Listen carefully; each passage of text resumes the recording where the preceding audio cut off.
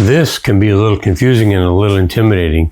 I'm Tim. Today I'm going to show you the different types of hand planes to make this a whole lot less confusing.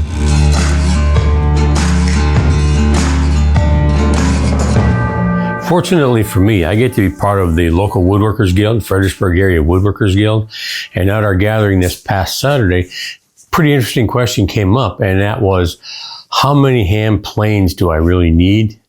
And the consensus at the end of the day was probably 3 or 4. And the thing that was important about that is it was the types of hand planes that you really need. So what we landed on was one of the things that's important, and a 6, 7, 8, they pretty much comprise the idea of what is called a jointer plane. So they're long enough to where if you've got a board that might have some peaks and valleys, some undulations on it, a long enough plane like this will go over those peaks and knock them all down and get your board pretty much flat. So this is a monster. I think it's 22 inches long. Blade is a good bit wide, so this will hog out a whole lot of material. And the number 8 is just a little bit wider and a little bit longer, so you can accomplish more getting boards flatter, longer, bigger boards with an 8. The thing is, you got to have a whole lot of strength and stamina to be pushing a 6, 7, and 8 around too long. So those are jointer planes. They're designed to get that board pretty much flat, make sure it's perfectly straight on the top. When you get down into your 5s and 5.5, they're generally considered your kind of your universal plane. So they're the ones that are going to do the bulk of the work for you. And the most common is a number 5. And the Stanley numbering system has only to do with, they just numbered them all in order. But a number 5 is kind of called the jack plane. So it's a jack of all trades. It'll do a whole bunch of different things. It'll take rough boards, it'll flatten them out. It'll help you with joining. It's not as long. So if you've got boards with a lot of long swells and valleys in it, it's not going to get to the top of those, but it'll do a bulking job. It'll take a bulk of material off and does a real good job with that. Number 5 is a pretty common one. A jack plane, 5 1/4, 5, 5.5. They're all kind of in that universal bench plane idea. And then we got down to, you got to have a smoothing plane. So that's kind of your last touch on your board. You've got it flat, you've got it jointed, you've taken the bulk off with your jack planes. Now you're down to basically your final surface. You're going to take a number 4, for example, and just use that, and it's set up with a real light cut on it, so you're taking off very little material to go with that, and it's just going to give it that final finishing touch on there. And you know, and literally the difference between a 4 and a 3, they ain't a whole heck of a lot. There's a little bit in length, but there's a good bit in width on there. Sometimes I'll grab a 4, but then I'll realize that I have a narrower board and I want to do something that's a little smaller, a little more delicate. I'll grab a number 3 and smooth it off with a 3. If I need something really small piece, don't have a lot of material to cover, I can go down to a number 2. The point is, they are all smoothing planes, so they're going to give you that last little bit of a cut on your board to give it that finished surface that you want. So smoothing planes, jack planes, jointer planes. And then lastly, in terms of a category, we arrived at block planes. Block planes are small, just to be held in your hand. And this, as an example, is a low angle block plane.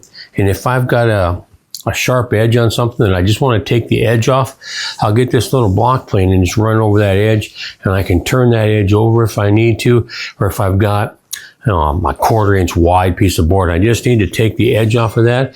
A little block plane is really good for just taking off small bits, rounding over corners, just flattening little pieces and all, something real small. And you can carry this in your apron so you can take it to wherever you're going in the shop.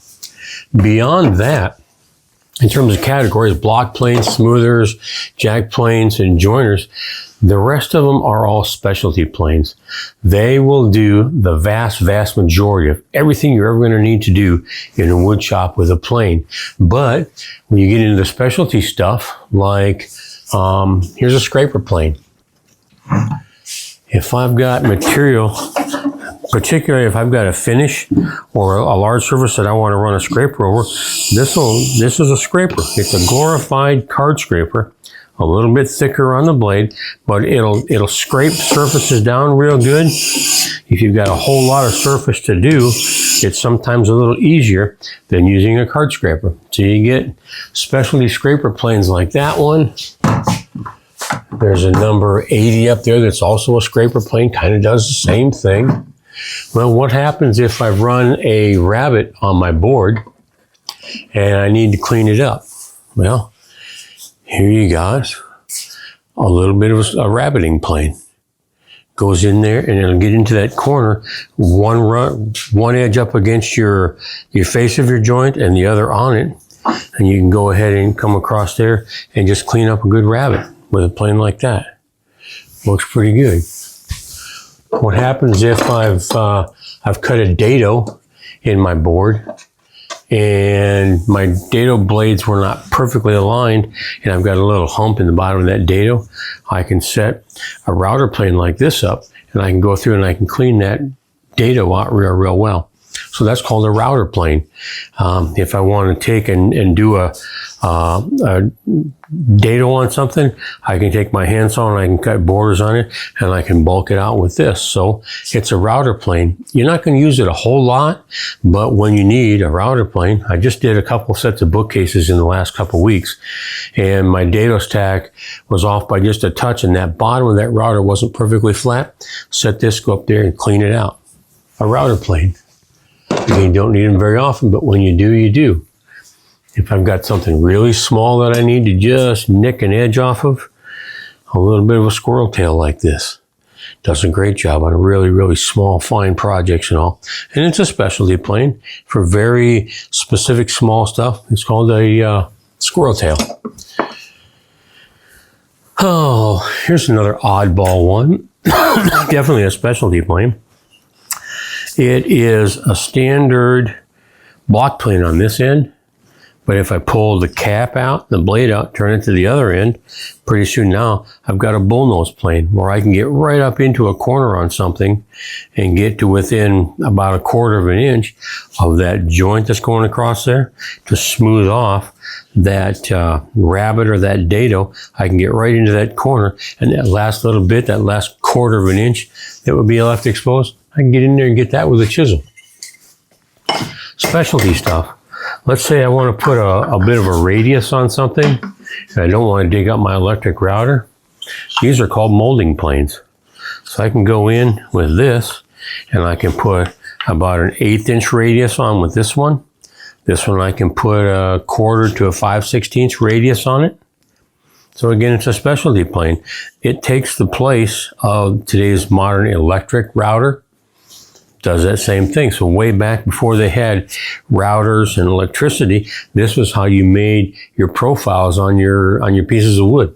And there are hundreds and hundreds of variations of these. I've got probably 60 or 70 of them over there that are molding planes like this.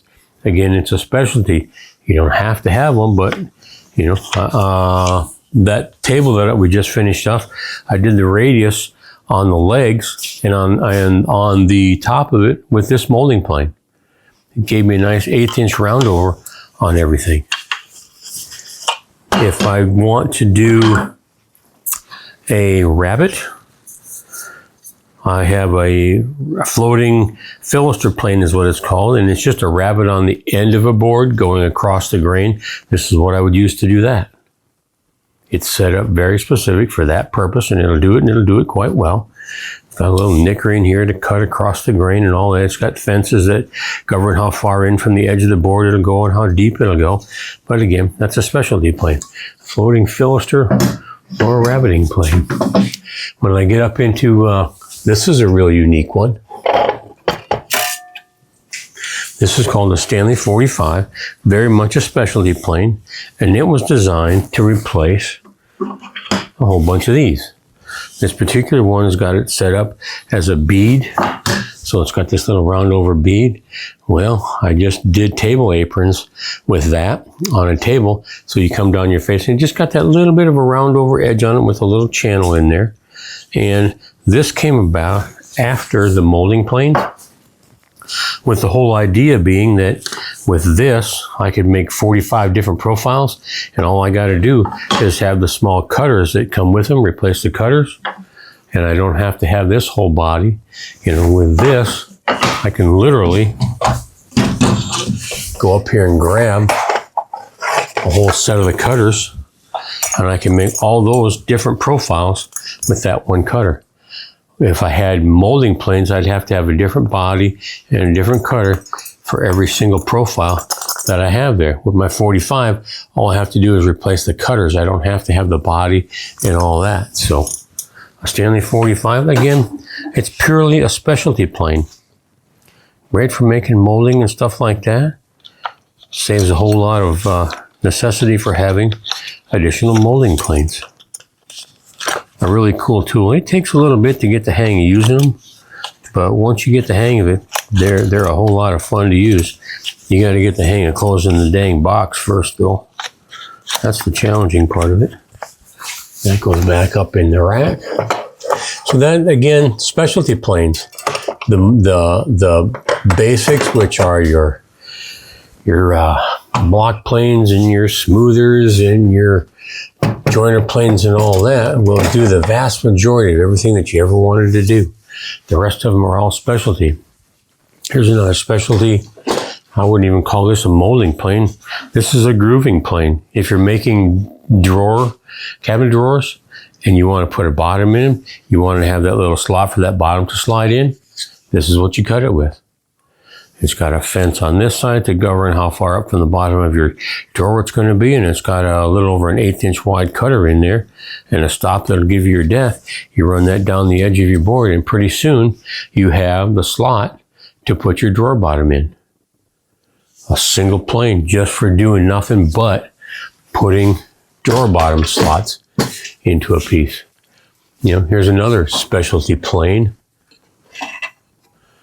This is a Stanley number 60, and it is a Spokeshave. So with this, I can pull this over a board, and this flat surface will cut a flat edge on something. If I want to round it over, I simply move it over to the rounded over one. So I can do like a round spindle with this one. I can do a chamfer on the edge of a board with that one. So it's 2 Spokeshaves in one. It replaces that one and that one. Spokeshave.